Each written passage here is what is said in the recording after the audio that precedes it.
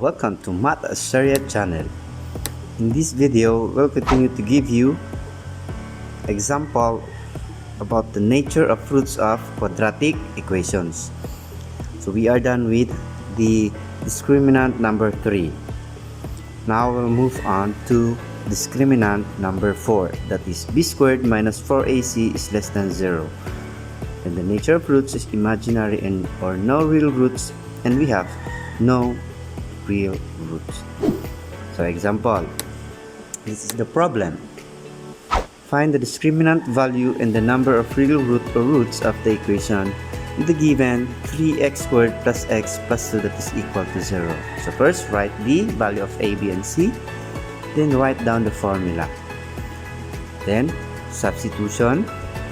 So plug in natin yung value ni b, that is positive 1 to the equation. So b squared, then write down the value of b, that is 1, then squared. So 1 times 1, we have 1. Then write down the operation, that is subtraction. So write down. Next, write down the constant 4. Since 4 is constant to the equation b squared minus 4ac. The next, substitute the value of a, that is equal to 3. So just plug in 3 to the equation. Then the value of c will be the next, and the value of c is positive 2. So just write down positive 2. And evaluate. 4 times 3, we have 12. Then 12 times 2, the answer is 24. So just write down 24.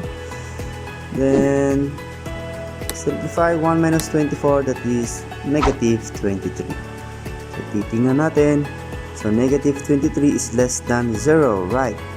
So therefore, we have imaginary or no real roots. Check natin using quadratic formula. So this is how we solve. So negative 23 yung b squared minus 4ac. So lagay lang natin sa radicand symbol, inside the radicand symbol. So then, since negative, so that is imaginary. So solve natin, yung negative mawala pero nagiging I na sa labas. So, diba? Nandun sa table, nakita natin. So yung 23, positive na. Pero nawala yung negative kasi may I na sa labas. Diba? Titingnan natin sa table. Next, so just write down positive and negative. Since may I, so that is imaginary. So, therefore, since imaginary, so we have no real roots kasi nga imaginary. So again, this is discriminant number 4. Less than 0, negative, so we have no real roots.